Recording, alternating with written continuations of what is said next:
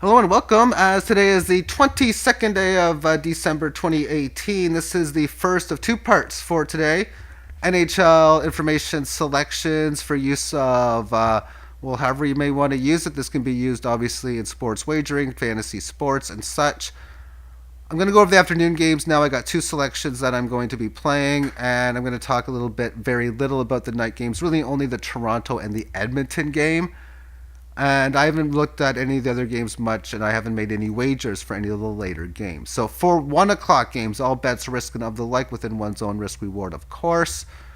I'll tell you what I'm doing. I'm playing this game under the total. It's my top play of the afternoon games.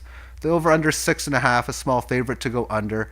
Carter Hart has been phenomenal in his play so far. They've been just brutalized with all their other goalies. So if you look at their statistics and how horrible their goals allowed are, the last two games, well, this guy's in net. Sergei Bobrovsky, and it doesn't really matter who plays in net for Columbus. They're a good defensive-ish kind of team. So I like the under on this. I think the total, even under 6, I'd be like, it's an opinion play for me to take it under at minus 110.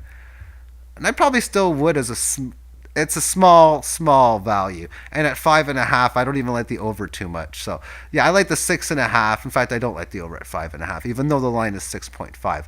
Nashville, Boston, the line is 5.5. I still like it under the total. It's pretty much a pick'em line, minus 107 to minus 110 on the both the over and the under. And within such, you got Yaroslav Halak in net. He has been phenomenal. And Pecorine is most likely got a 98% chance of playing, which is important because the Nashville backup isn't as good, nowhere near as good. But he has been nothing but phenomenal this year as well. Nashville lately has had a hard time getting the puck in the net. Boston's playing well. I got a very small opinion play as well on Boston on the money line. They're about minus 130, minus 135. No plays in any of the afternoon games. Florida, Detroit, Montreal, Vegas. Just a lot of just I can't find any value on anything. Even looking for first period overs or something, can't see it. Kings, Sharks, nothing there.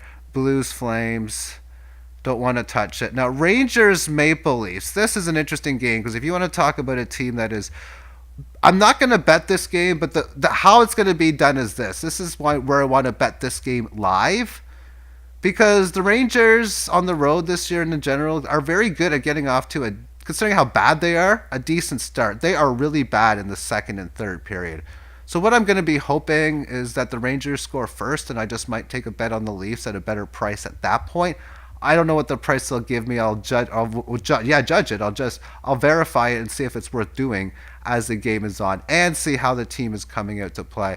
But yeah, Rangers generally play pretty good early on, and the Leafs are really a top two team with Tampa Bay. What a dynamically outstanding offense. They've scored 13 goals in the last two games. And then the other game has got a line change, and I can go to Roto World and show it too. But this game here, this is a fantasy situation. Tampa Bay is playing in against Edmonton. What sucks is you're playing against Tampa Bay. So this information might be better for later on, and maybe you just want to play the sleeper because sometimes you just have to play the cheap price against Tampa. Vancouver was playing them earlier, and Bo Horvat's and he's playing tonight. He should be in your fantasy lineup tonight if you're playing. But some guys are just so cheap and so hot or so amazing or such great spots, you got to play them. This is the case with an Edmonton player. If we go to rotoworld.com, it should still be up here. If not, I can find it on the plate right here. Jesse, and I don't want to pronounce it, but Jesse P. Is going to see time with Connor McDavid. Coach Ken Hitchcock wants to switch around his top two lines and play Jesse and Ryan Nugent Hopkins with Connor McDavid. So therefore, this guy is very cheap in fantasy hockey. You have to put 2-3 guys in your lineup that are cheap so you can play guys like Connor McDavid. Do you want to play Connor McDavid against Tampa?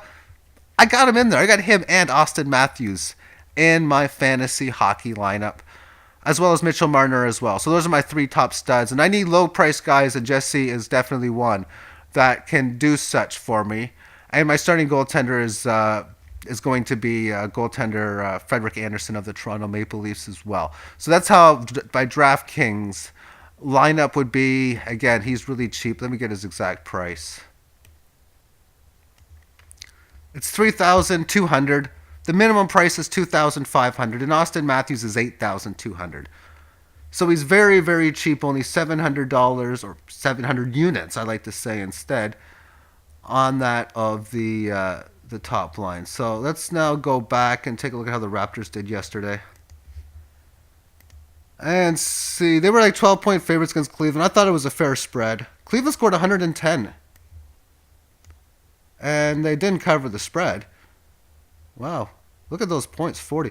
So, do I see any I don't know as much about NBA. I do follow the Raptors. I'll take a look at the highlights of that game in the box score.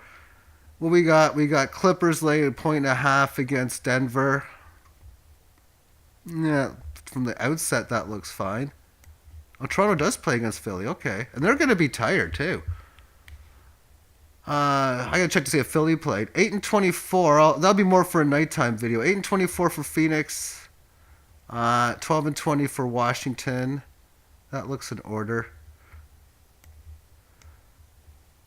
If Lowry is back, and it's 7, and I guess he's out. I mean, it's 7.5 points. That's pretty big. That's pretty big. That's giving the disrespect that I think Toronto is deserving right now, given how they got some injury problems and they have a bad schedule spot. But that's still kind of high. Over under 218. That might be low. I'll take a look at that later on today. Miami +3 at home to Milwaukee. Milwaukee's a good team, but if Miami holds in there, 8-6 on the road versus 6-9. It might be a little bit of value there laying the points. It's such a small number. Golden State laying 11.5 against Dallas. Dallas is 2-12 on the road. That's pretty bad. If Steph Curry is healthy and fine, I guess if they got momentum, that might not be a bad play. It seems kind of low for Golden State standards against I was going to say the terrible team. Yeah, for some reason on YouTube, I'm kind of reluctant to say the four-letter words that are not supposed to be said. I almost did and didn't there. Houston -5 against San Antonio. Houston has been terrible this year, and that might be too big of a line. That looks just offhand. If San Antonio's getting kind of good momentum, they might be worth the play.